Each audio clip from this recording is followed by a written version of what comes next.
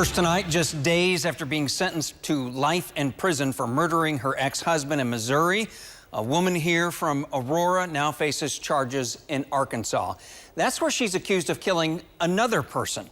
In January, Taylor Santiago shot and killed Troy Huffman at her apartment in Aurora. Then she drove to Carroll County, Arkansas, where she shot the father of another one of her children, and also a woman he'd been seeing. The woman died.